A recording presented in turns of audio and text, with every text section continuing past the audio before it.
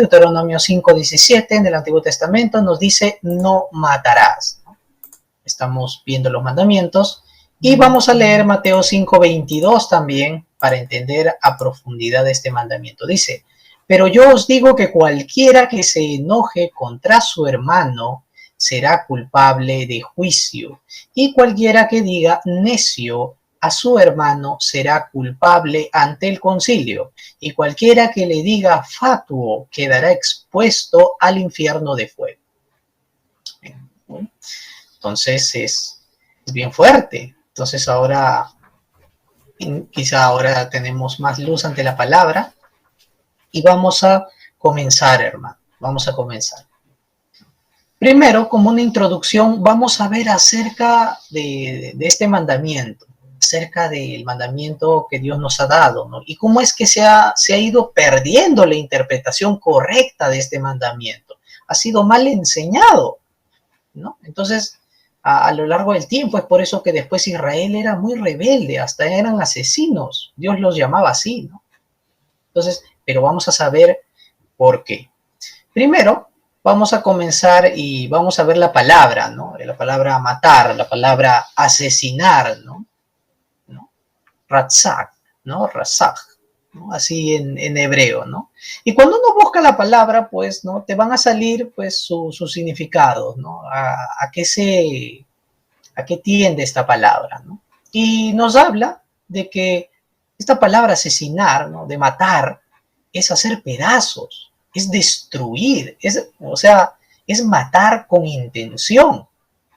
¿Por qué comenzamos tocando esta palabra? Porque es muy importante. Nosotros recordamos que en el Antiguo Testamento hemos visto ya en las clases anteriores también que Dios permitía que se dé muerte, pero en casos específicos, que son diferentes a este caso. Por ejemplo, cuando uno mataba por equivocación, o sea, era sin intención, o sea, no era con intención. Entonces, ahí Dios hacía ciudades de refugio. Otras era que cuando salían a la guerra y peleaban, ¿no? Iban a hacer la voluntad de Dios, tenían pues que enfrentar al enemigo y tenían que pues matarlo. Entonces ahí pues eso era exento, eso era parte. Entonces estos mandatos son diferentes a este, porque este sí dice matar con intención, con ese deseo de destruir a la persona. Entonces hay veces pensamos y decimos, ¿no? Es matar. No, es matar, pero con un deseo profundo del corazón. Es desear un mal total a la persona, ¿no? Y vamos a recordar algo, ¿no? Y Dios ha prohibido esto, ¿no? Obviamente, Dios dice que es un gran pecado el matar. ¿Por qué? Porque primeramente, una persona es la imagen de Dios. El ser humano es la imagen del Dios vivo. Entonces, el hecho de que una persona mate a otra significa atentar contra la imagen de Dios en el hombre. O sea, estamos atentando contra un hermano que es la imagen de Dios. O sea, nos estamos rebelando primero contra Dios mismo y segundo contra nuestro hermano. Esto nos lleva a no valorar la vida, hermanos. No valorar la vida, cuán preciosa es la vida que Dios ha dado. Sin importar si la persona vive bien o vive mal, su vida, porque es pues hecho imagen de Dios, es valiosa en sí. Y es un reflejo de la imagen de Dios. El hombre es la creación de Dios y vale mucho. Cristo vino para salvar y restaurar esta imagen de Dios en el hombre. Entonces, eso nos dice mucho, ¿no? Valemos mucho, hermanos. Entonces, y es por eso que Dios, pues, nos recuerda con el no matarás esto. Estamos atentando contra la vida, contra el valor de la imagen de Dios. Entonces, vamos a continuar también, porque si bien es cierto, los israelitas después, pues, hasta se volvieron asesinos. Pero vamos a ver por qué. Porque miren, Dios había dicho, no matarás. Sin embargo, ellos manipularon, cambiaron este mandamiento. ¿Por qué? Nuevamente recordamos, por nuestra condición de pecado, por nuestro yo, por nuestros intereses, porque siempre, cada vez que Dios nos da su palabra, en el corazón del hombre comienza a querer hacer lo que uno quiere. Es por eso que ellos con el tiempo comenzaron a manipular esto y dijeron, Dios ha dicho no matarás. Ah, está bien. Entonces es crimen matar, ¿no? No mataremos, ¿no? Pero ¿de dónde nace esto? ¿No? ¿De dónde nace esto? Esto viene del legalismo mismo. Porque nosotros cuando queremos, no queremos seguir la palabra de Dios y queremos seguir lo que queremos, comenzamos a hacer leyes, comenzamos a hacer nuestras normas, comenzamos a hacer nuestra manera y le decimos a Dios, Dios, yo no quiero seguir tu palabra, yo no quiero seguir tu palabra, yo quiero seguir mi palabra. Entonces comenzamos a ser legalistas, hacemos cosas para seguirnos a nosotros mismos, ya no agradamos a Dios, sino lo hacemos como queremos. El mandamiento se volvió algo legalista. En realidad, recuerden esto siempre, la palabra es espiritual, no es solo cosa física, no es solo para nuestra vida física, parte de lo espiritual. Pero ellos dijeron, no matarás, es solo el acto de matar, ¿no? Sin embargo, esto viene de lo espiritual, viene del corazón del hombre. Y por eso ellos comenzaron a cambiarlo. Y Dios había dicho, aquel que mata, pues tiene que morir. Ese es el castigo, ese es el juicio. Va a morir, vida por vida, ¿no? Hemos dicho. ¿Por qué? Porque el hombre es la imagen de Dios. Hemos dicho eso. Pero ¿qué pasa? Entonces, como los líderes de Israel, ¿no? Querían seguirse a sí mismos, ¿no? Querían hacer sus deseos, entonces dijeron, no, ya no va a ser un castigo directo, sino el castigo va a ser si es que 3 personas han visto el asesinato. Ellos decían, sí, para estar seguros, ¿no? Pero ahí se prestaba para muchas cosas, miren, ellos ya comenzaban a cambiar el mandamiento, sí, merece la muerte, pero si es que ha habido 3 personas que lo han visto, y si no han visto 2, y si solo lo vio 1, y si 2 vieron, y si alguien más compra los testigos, dice, ¿no? El que tiene plata, ¿no? El que ha matado tiene plata, compra varios testigos y dicen, no, sí, sí ha sido, o no, no ha sido, y se salva. Todo eso, miren, hay consecuencias por manipular el mandamiento. Y esto pasó, y esto pasó. Israel se corrompió, se volvió un pueblo rencoroso porque esa es la raíz del no matarás, parte del corazón. Por eso ellos comenzaron a ser un pueblo pues que guardara rencor. Dios había dicho prácticamente pues no guardarás rencor. Si vemos ahí Jesús cuando enseña, hemos leído al principio, Jesús dijo pues cualquiera que se enoje contra su hermano ya es culpable, porque es como si matara. Entonces, ¿dónde quedó eso? ¿No? ¿No? Entonces, lo dejamos de lado y no debe ser así. Ahora, veamos esto. Por cambiar la palabra, por no hacer lo que tal cual Dios ha mandado, ¿qué pasó? Ellos cayeron espiritualmente, se corrompieron más y era inevitable que en su vida gobernara el rencor, el odio, la discordia entre hermanos. Eso pasó. Por eso ellos comenzaron a enseñar, matar solamente es la agresión física, ¿no? Le quitas la vida.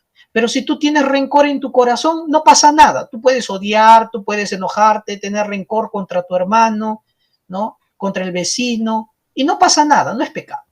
No. Sin embargo, no es así. Recordemos que Satanás toma eso, comienza a tomar desde tu rencor de tu corazón que tú estás guardando y comienza a obrar desde ahí. La gente de un momento a otro no dice voy a matar.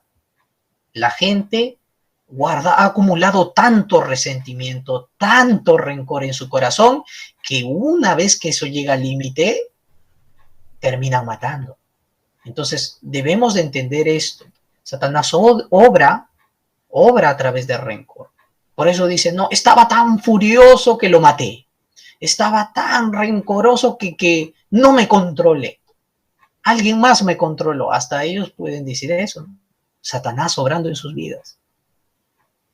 Entonces, es una vida de tinieblas. Es una vida de vivir atrapado en el rencor. Pensar nada más en la venganza, imagínense. Es triste.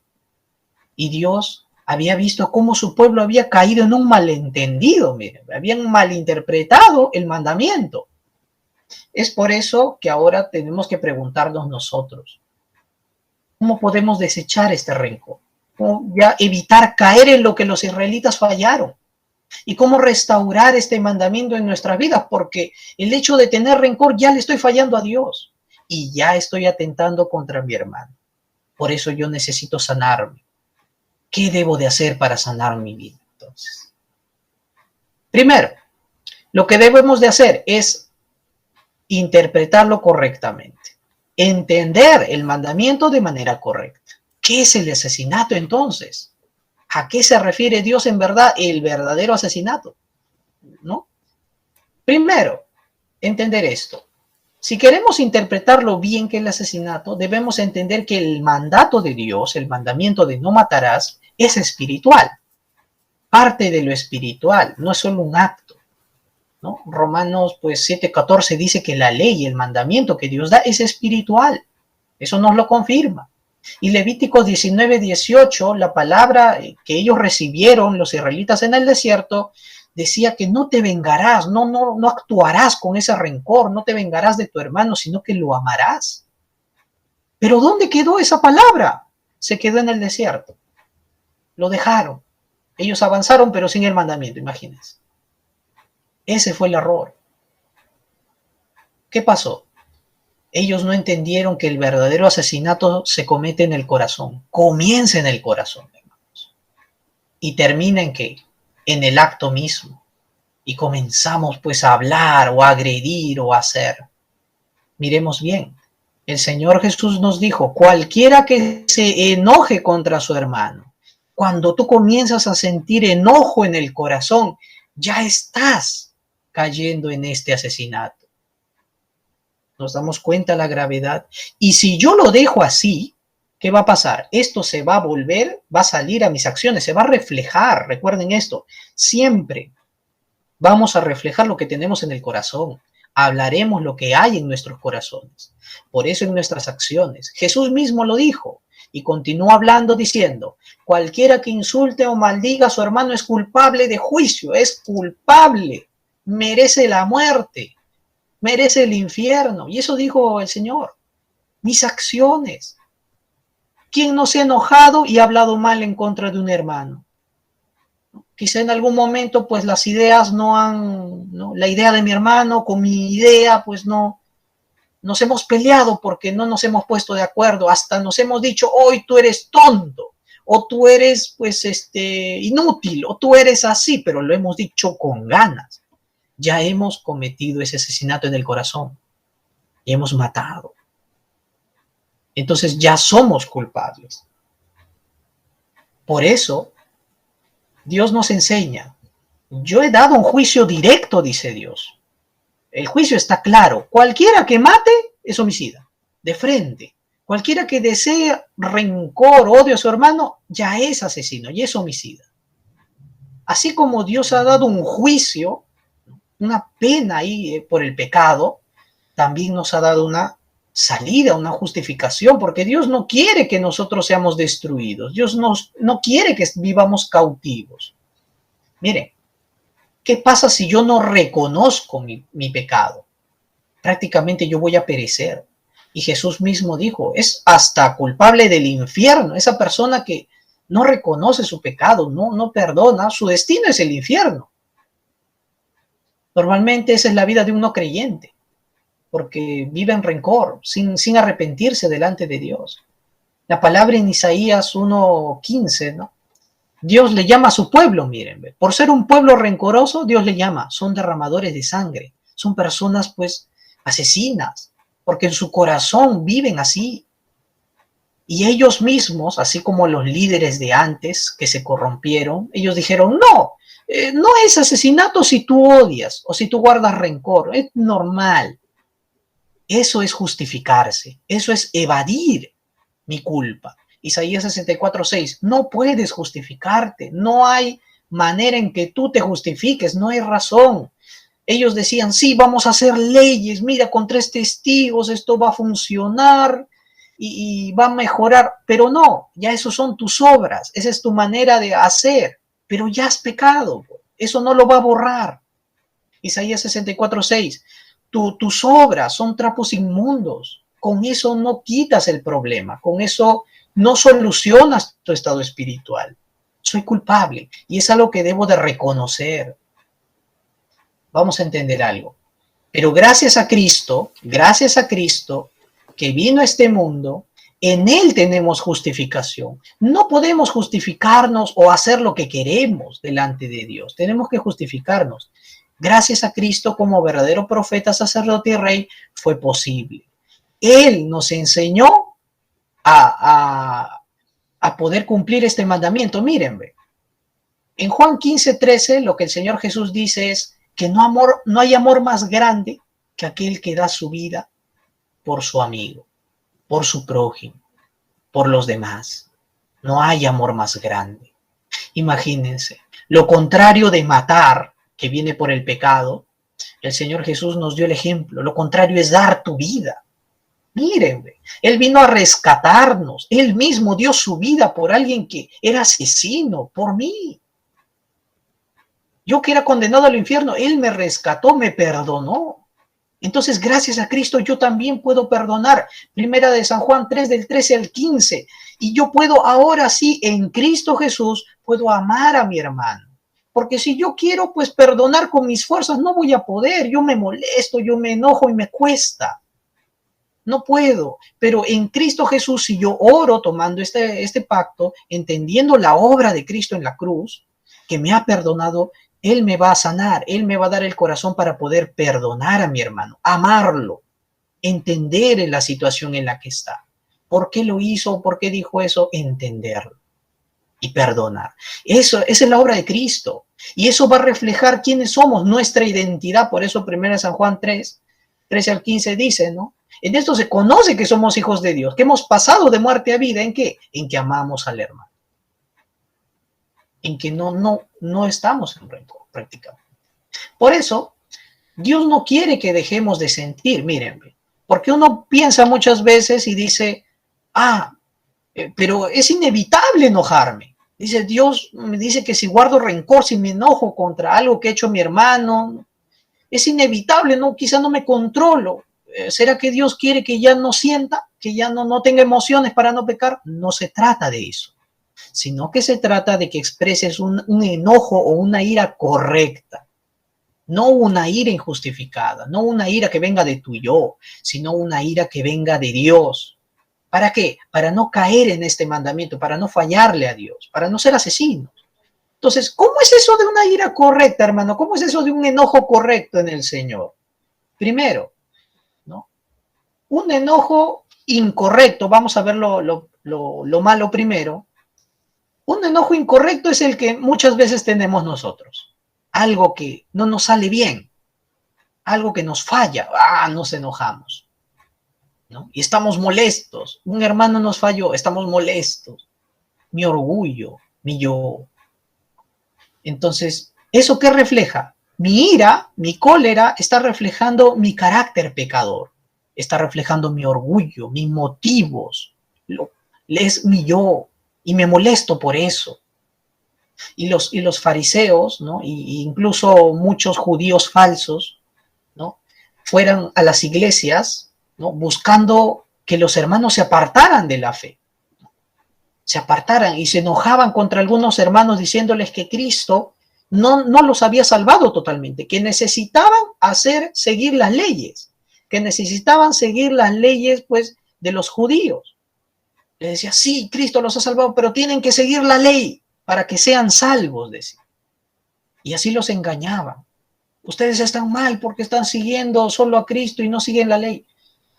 Pero lo hacían con un corazón de odio, de rencor. Deseaban el mal, deseaban que les fuera mal. Por eso el apóstol Pablo tuvo una ira correcta.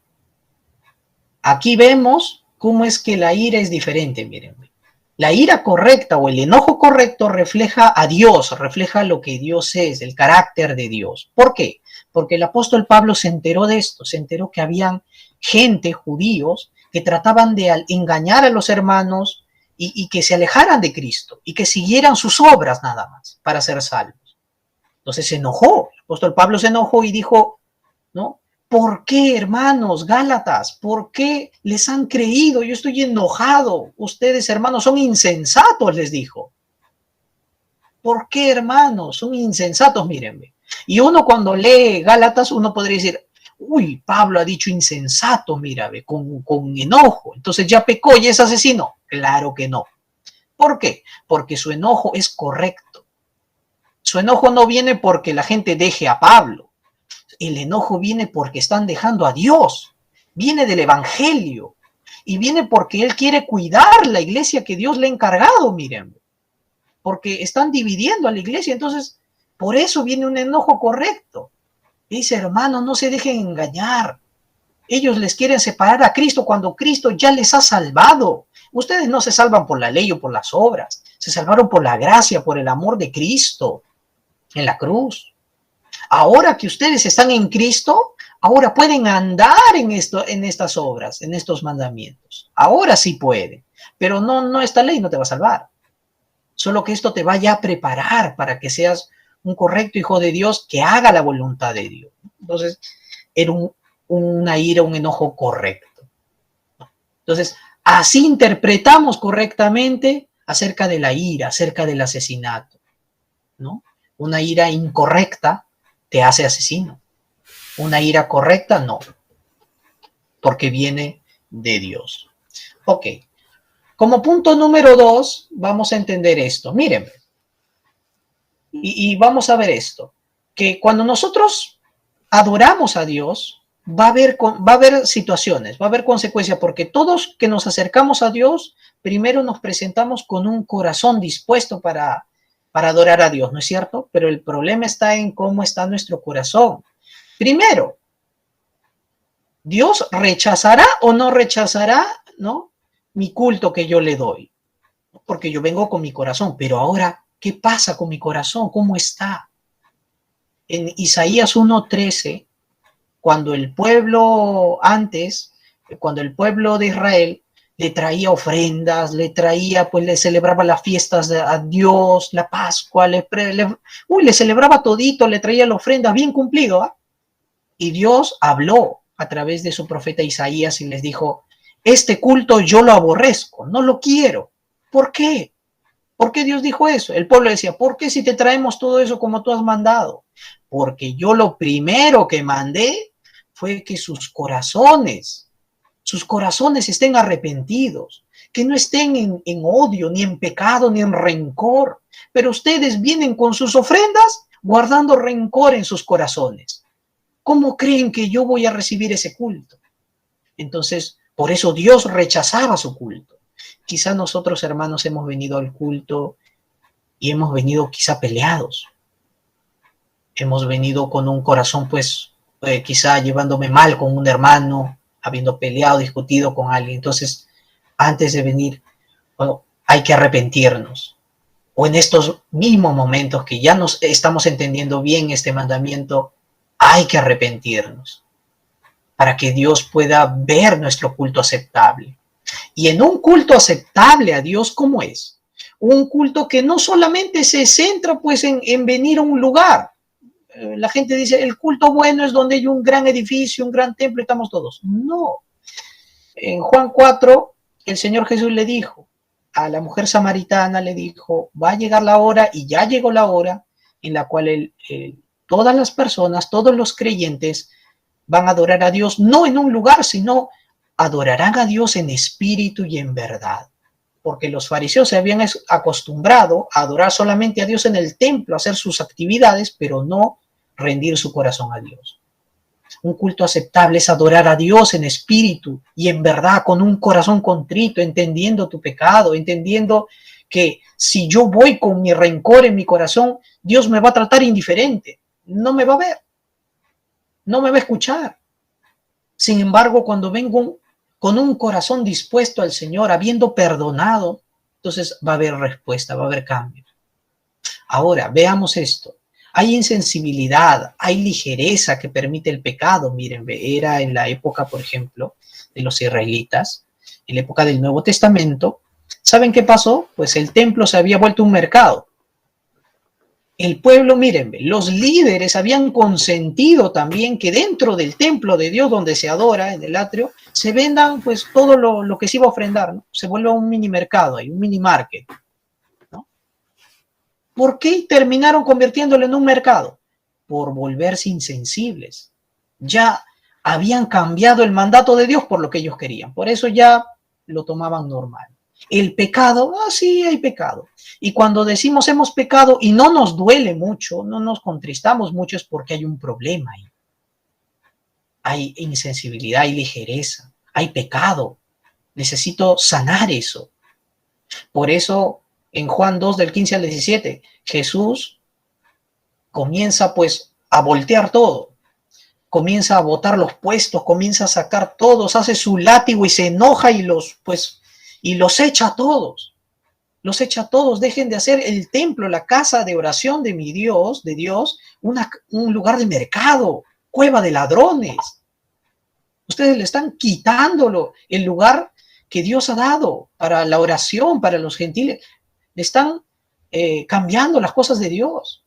Y viene una exhortación contra el pecado. Estás pecando. Y tenemos que escuchar la voz de Dios. Ahora vamos, ¿no?, a la parte izquierda. Una iglesia puede llegar a estar atrapada en el rencor, estar atrapada en el pecado, sí. O sea, se puede hacer muchas actividades de la iglesia, pero por dentro en los corazones puede que muchos estén peleados. Sí, puede suceder esto, sí. Isaías 58, 3 al 4, Dios les dijo, ¿por qué? ¿Cómo quieren ustedes que yo les escuche, que yo les perdone si ustedes siguen en pleitos, si no se han reconciliado?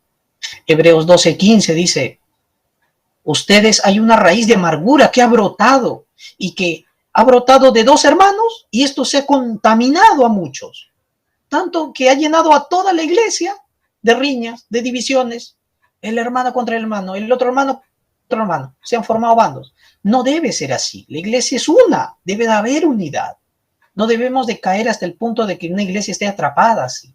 Por eso en un culto aceptable a Dios, ¿qué hay? Hay perdón. Es una iglesia que a pesar de que tenga problemas, se perdona. A pesar de que esta iglesia pase un montón de dificultades, quizá en algunas cosas no esté de acuerdo, hay discernimiento espiritual. ¿Cómo? Se dan cuenta de que si hay un problema, no dejemos que ese problema sea usado por Satanás, recordemos que Satanás usa rencor, para que sigan peleados y se dividan. Segunda de Corintios 2, del 10 al 11, Pablo estaba, miren, algunos de la iglesia de Corintios se habían peleado con Pablo. Pero Pablo les escribió en la carta y les dijo, yo los perdono, hermanos. No crean, yo no quiero estar molesto con ustedes. Yo quiero que haya perdón. Yo perdono al que quizá me ha ofendido, yo lo perdono. Cristo me perdonó. Pero por sobre todo lo perdono porque yo no quiero dar lugar al diablo. Satanás va a usar eso. Hay que estar atento a las maquinaciones de Satanás. Eso es lo que dice. Efesios 4, 26, 27. Tú puedes airarte. Quizás va a haber momentos de enojo, pero tiene que ser un enojo correcto. Y tiene que ser, pues, un enojo que no te domine totalmente. Porque, ¿qué pasa si yo dejo que la ira me domine? Mi ira incorrecta. Voy a hacer locuras. Efesios 4, 26, 27. No dejen que el odio los domine, que el rencor los domine. Airaos, pero no pequéis. Que no se oculte el sol sobre nuestro enojo. No dejes que el rencor que tú tienes pase el tiempo. No. Ven al Señor. Discierne que ese es un problema que tienes que entregarlo al Señor. Tienes que arrepentirte. No des cabida al diablo. No des lugar al diablo a que obre en tu vida. Seguimos. Al final, miren, ¿qué pasó con el culto que los fariseos le hacían a Dios? Miren, este culto que aparentemente era un culto bueno, un culto religioso, pero por dentro era un culto lleno de rencor y de odio. Porque ellos nomás se creían los santos, los justos, los que nunca pecaban. Para ellos el pueblo y los demás eran los que estaban mal. Al final, su culto de ellos fue totalmente destruido. Ya de antemano estaba mal, pero el templo y todo lo demás fue destruido en el año 70, ¿no? Y todos ellos fueron esparcidos por el mundo, ya no quedó nación de Israel. Por eso Jesús dijo en Mateo 24, ¿ves esto? No va a quedar piedra sobre piedra en este templo, que no ve un culto correcto. Ahora, en cambio, el culto aceptable, en el culto correcto, en el culto que Dios en verdad desea, Dios levanta esa iglesia. y Dios le ayuda a que tenga victoria en las luchas contra el odio o la discordia o el pecado, si hay problemas. Dios va a formar una iglesia fuerte, una iglesia victoriosa. Segunda de Corintios 2:14, Pablo da gracias a Dios, gracias porque nuestro Señor Jesucristo nos lleva de triunfo en triunfo. Viene un problema, viene un desacuerdo, pero nos hace sobrellevarlo, hace que nos perdonemos, que nos reconciliemos y seguimos, hermanos. Y trabajamos juntos para que el olor de vida, el olor agradable del Evangelio, pues sea llevado para todos, para hacer ese olor grato, no será una iglesia pues que huela a rencor, sino que huela un olor agradable, un olor de vida. Hasta aquí, hermanos, como conclusión, no podemos evitar, hermanos, enojarnos, va a haber situaciones, pero debemos de reconocerlo. Hay veces no queremos decirlo, ¿no? ¿Han visto? Creo que hay muchos, ¿no? Cuando le preguntan a la persona, ¿estás enojada? No, no estoy enojado. Y así hay veces contestamos, porque no queremos reconocerlo, está el orgullo ahí. Entonces Dios dice, debes reconocerlo y arrepentirte, pedirle perdón primero a Dios, y de ahí puedas reconciliarte con tu hermano también, para que Dios comience a obrar, en ti y te sane. Siguiente, no vamos a manipular la palabra, no lo cambiemos, porque hay veces no querer reconocer que estamos en rencor o enojo nos lleva a malinterpretar la palabra. No hagamos eso. Eso es lo que hicieron los fariseos para librarse, para que no aceptar que ellos también caían en el rencor.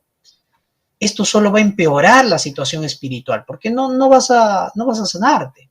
Tienes que ir a Cristo, al que sí te justificó. No te justifiques tú con tus cosas, con tus excusas, con tus obras. No, ven a Cristo. Él nos ha justificado. Aplica su obra redentora como verdadero profeta, sacerdote y rey que hizo en la cruz del Calvario por tu vida. Por último, hermano, hay que examinar la ira y el enojo que tenemos. Si decimos que nuestra ira, pues, no es correcta, pues esa ira va a enfocarse a honrar a Dios. No va a buscar herir a la otra persona. No va a buscar hacer quedar mal a la otra persona. Esta ira, a la luz de la palabra, si es correcta, entonces va a defender el honor de Dios, va a defender el evangelio, va a procurar que la iglesia esté bien, no que esté mal.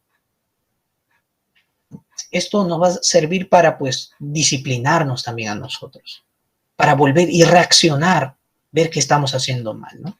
Así como un padre muchas veces cuando el hijo no entiende, lo reprende duramente, le habla duro, serio, y el hijo ahí, uy, mi papá se puso serio. Entonces, esto es importante, es igual. Entonces, Dios desea una ira correcta, ¿no? Una ira que nos reprenda, que nos haga entender, volver a su palabra. ¿Para qué? Para que seamos restaurados, para no seguir en pecado. Vamos a orar. Amado Dios Todopoderoso, te damos las gracias por todas tus bendiciones. Gracias, amado Señor, porque nos has enseñado acerca del asesinato, acerca de matar, Señor. Tú nos mandas, no matarás. Y esto significa, no guardarás rencor contra tu hermano. No tendrás odio, rencor contra tu hermano. Porque en esto ya somos culpables, ya somos asesinos, derramadores de sangre, como tú llamaste a los israelitas que seguían en rencor. Señor, que ahora nosotros podamos valorar la obra de Cristo, el perdón, la reconciliación que Él nos da, llevarlo a la práctica. No ser una iglesia que vive dando un culto aparente, solamente un culto externo, sino un culto completo, tanto en lo interior como en lo exterior, estar bien contigo y con los demás hermanos. Te damos gracias, Padre Celestial, así como tú nos exhortaste a tu pueblo a través de Cristo, hoy también a través de tu palabra, Señor, nos exhortas a nosotros, para entregarte todo rencor, desechar todo eso y dejar que Dios obre en nuestras vidas. Te damos las gracias, amado Señor. Oramos en el nombre de Jesucristo. Amén.